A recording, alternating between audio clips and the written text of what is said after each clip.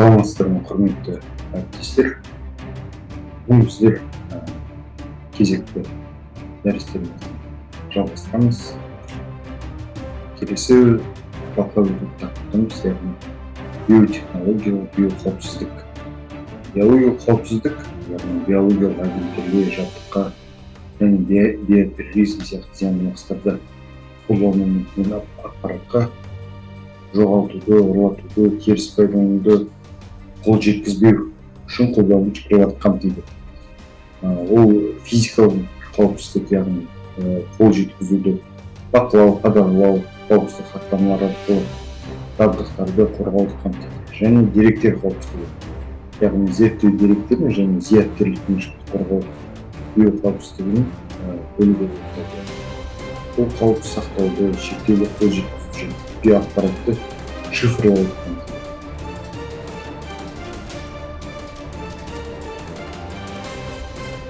Биологиялық қауіптің көздері мына келесі суретті көріп отырмыздар, яғни инженердің жетістіктері, генетикалық түрлендірген ағымдар, жаһандық жылыну, биологиялық террористік шабуыл қаупі, қазіргі заманғы биологиялық қарудың дамуы. Бұл барлығы қазіргі заманғы биологиялық қауіп деген концептті қамтамасыз етеді.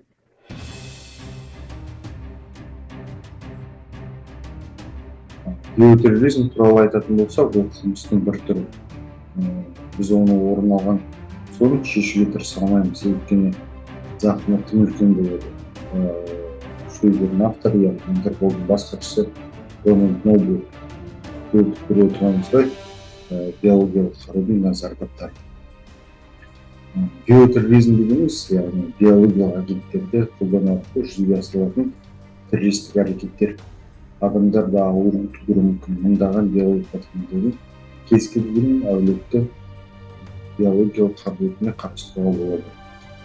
Яғни биологиялық қару үлкен аумақтарға адамдар мен жануарлар арасында қауіпті жаппай аурулар тудыруға қабілетті және биологиялық сол үшін қолданылады. Биологиялық қару адамдарды ауыл шаруашылығы жануарларының өсімдіктерін жаппай жайып қыру құралы болып табылады. Биологиялық қарудың әрекеті ауру микробтарды, бактерияларды, вирустарды, сонымен қатар кейбір бактериялар шығарып токсиндерді қолданып жүргізбейді. Соңғы қауіптарды биологиялық қаруға ауру тудыратын микроорганизмді өлтіру, рецепт және олардың нысанаға жеткізу құралдары жатады.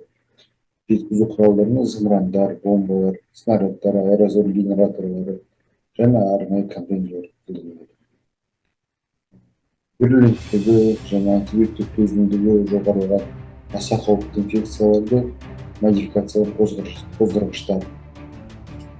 Бақыланбайтын инфекциялардың модификация қоздырғыштары, баяу инфекциялар қоздырғыштары, метаболика бұзылуға және қосшылар негізіне әкелуі гендер, онкогендер және онковирустар, жасырын вирустар, симбиотикалық өмір сүретін генетикалық элементтер, сонымен қатар биологиялық және химиялық қосылыстар,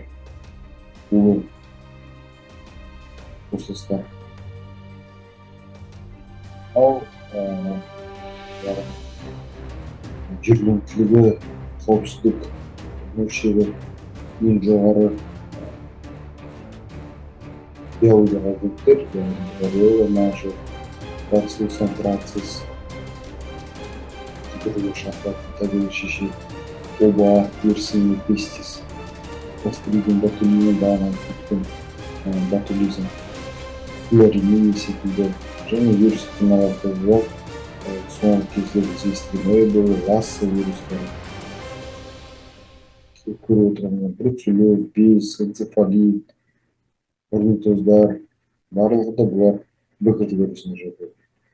С категориясына, яғни жанынан пайда болған хантавирус, синопавирус келтіре аламыз. Соңғы жарты ғасырда биологиялық қаруды нақты қолдану немесе оны бірнеше адамға қарсы қойылатын ауыр әрекеттердің бірнеше ғана жағдайы болды. 64-60 жылы бактериялық мицеллюлез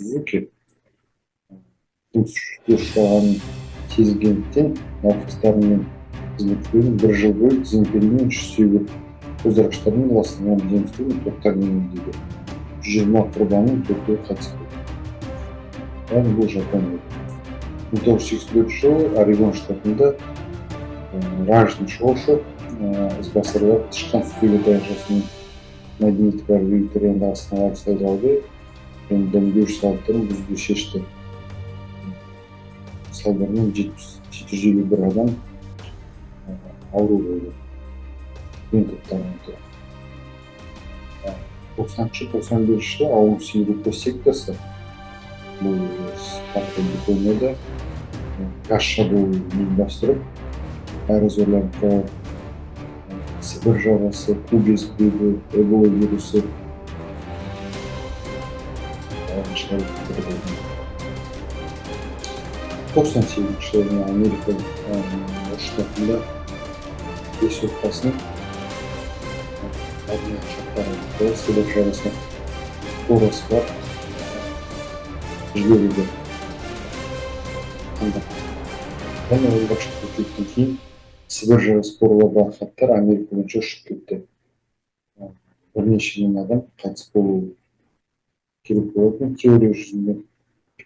Интоксикация арқылы денсаулыққа зиян келтіретін және потенциалды биологиялық деп санауға болатын аурулар, бактериялар, вирустар. Рикетция, мысалы, көксібас бактериялар, санарғалықтар, токсиндер.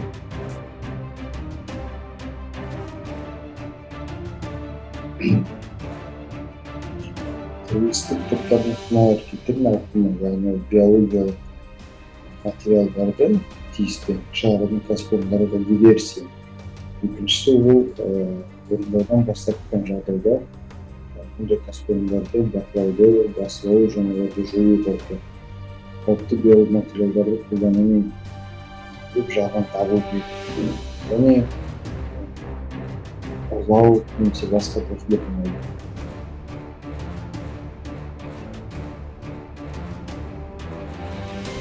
Тамақтану және азық-түлік қауіпсіздігі бір байланысты 600 миллион адам дүние жүзінде айдың ластан атаған жер отыр.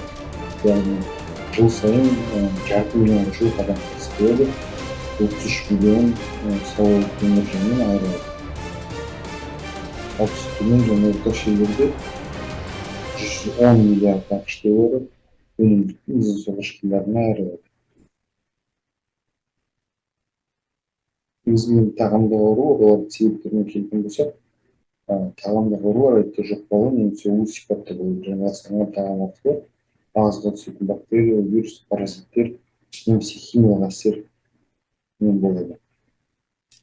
Жиі кездесетін әрине сальмонелла, кампилобактерия, олар энтерогеморралық ішек таяқшалары, яғни шлихия коли, жыл сайын миллиондар ауырады.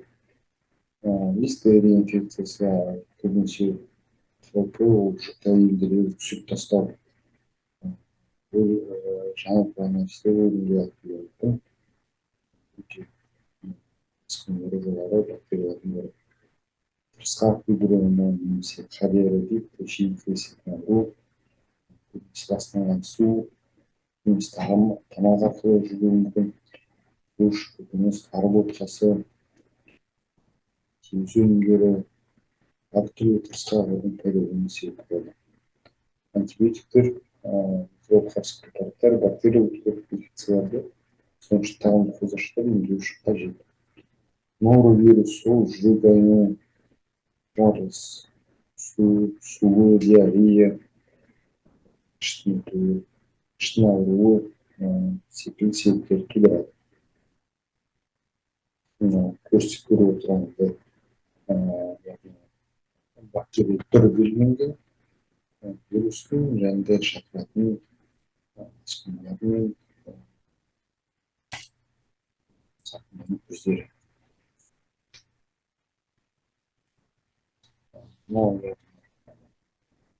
Қажетті шаралар болдырмас үшін қолданылатын. Енді жалпы сипаттамасына келетін болсақ, келесі слайдты ботулиндік токсин және тетан токсин туралы айтып өтеміз. Негізгі ереже яғни Луи Пастер пастеризация процесінің авторы, яғни 1820 жылы микроорганизм тіршілік әрекеті нәтижесінде түсетін заттар қоздырғыштың өсу жұқтырған кезінде аурудың клиникалық тудыру белгілер тудыруы мүмкін екендігін тәжірибе жүзінде жүргізген. Эксперименттер кезінде микробтар екі топқа бөлінген токсиндер. Экзотоксиндер және эндотоксиндер.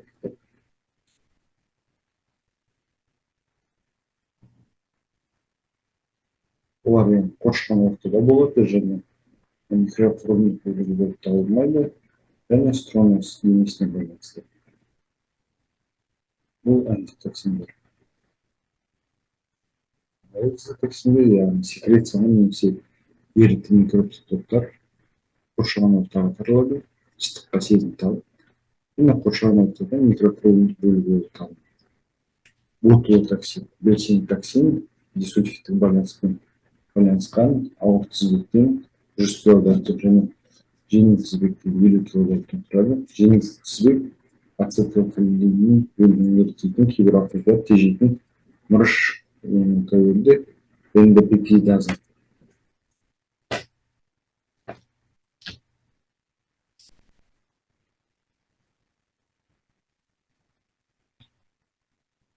Молекула салмағы 120 дальтон құрайды. Жеткен станциялар түрлері бар. Бұл жолдары тыныс жүйесі, астан ішек және жара беттері. Ботулотоксин ботулин шығаратын алғашқы рет Қазақстаннан қан шығын болғаны Германияда 1793 жылы тіркелген болатын. Ботулус шұжық деген мағынаны білдіреді. 19 ғасырдың аяғында Фанерменген ботулизмнің дамуына айналып бактерия шығатын суда келетін токсин әсерін байланыстырды. Ол кезде бациллус ботулинус деп аталады. Интоксикация негізгі көріністері яғни бірнеше сағаттан бірнеше күнге дейін дамиды.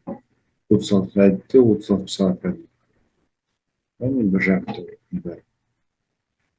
Алғашқы ол жүрек айнып, су, сілтей ауыру, жалпы жеңсіздік, бас айналу, бір-екі мызғау белгілер пайда болады. Әлсіздік күшейді, құрғау, тері құрғауы байқалады. Көруді нашарлайды, яғни аккумуляцияның нашарлауы жақыннан алыстан көру қарашықтары кеңейді, жадыққа әлсіз реакция береді. Доздан мүмкін диклопиядан мүмкін заттарды екі түрлі болып көреді. Исталин яғни көзінің қозғалуы.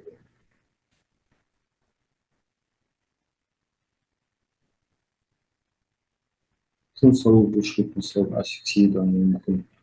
Сезімталды бұл үзілістері жиі болмайды.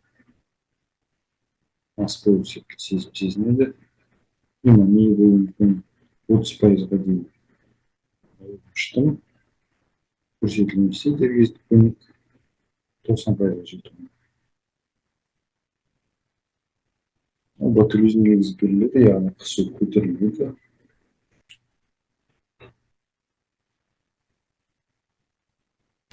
Толық сақталған сана болады.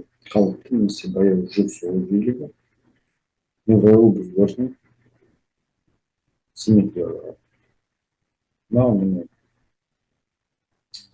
кеткен симптомдардың жиілігі бойынша қанша науқастарда кездесетін жағдай көрсетілген диаграмма.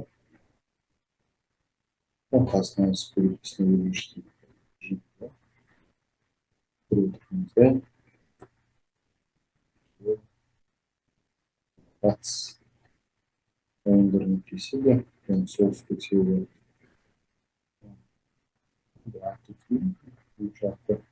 жақта сол жердегі топырақ сынамалары ондай жақсы білемін.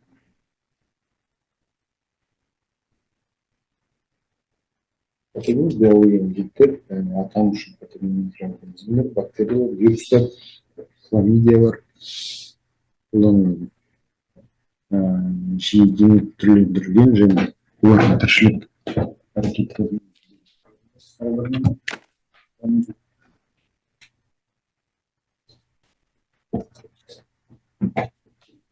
сондай-ақ кез келген объектілер мен материалдар, соның ішінде далалық, клиникалық, секциялық құрамында аталған агенттер бар деген күтіп бар.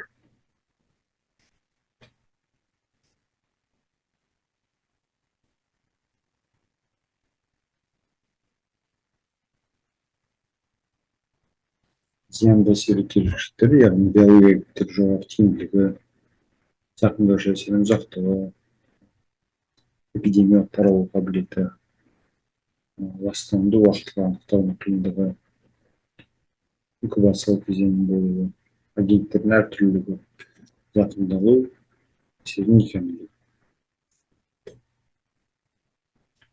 Ішкі көл штамдар көпшілігі зиянсыз, бірақ та жиі кездесетін түрі, яғни формасы болып табылады, шиі токсин шығаратын ішкі көл ауыр тағамды бауырлап кетуі мүмкін бактерия болып табылады. Қарап отырғаныңыздай бактерияның даму механизмі, олардың ішіндегі кейін олар жер арқылы таралып, адамға кіру арқылы ластану ауруды тудырады. Гепатитсүтіншек таяқшасы ішкі коли бактериясы адамның жылдам жануарлар шегінде кездеседі. Көпшілік зиянсыз дегенмен кейбір шаңдар әсіресе энергия радиолық ауыртпалығына тудыруы мүмкін. Жыл сайын 2 миллионға жуық антибиотиктермен алып келеді, көбінесе жылы климаты жылы өлкеде, яғни Шығыс Азия, Оңтүстік Америка елдерінде. Нақты жылы климатқа байланысты қиын, бірақ та сол жердегі нашар болады істеп болмайды. Но тағамыз трематуктар дейді. Наркоз, скорпиоз, бациллоз, парагоноз, көзғанза барлығы судан келмейтін жануарлар өсімдіктерде жеткізіледі. Емдеу алдын алу және бақылау, яғни тағаммен күресу қаупі азайтуға бағытталған. Жиі ол санитарлық ветеринарлық қадағалауды жетілдіру, сонымен қатар азық-түлік қауіпсіздігі ережелерін сақтау жетіледі. Дүниежүзілік денсаулық қауіпсіз және тиімді антибиотикалық препараттармен емдеуді қолжетімді арттыру ұсынады. Яғни Африка, Оңтүстік Америка елдерінде бұл дәрілер тегін беріледі.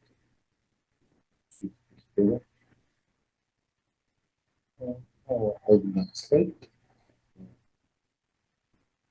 Көкөніс және ішінде болатын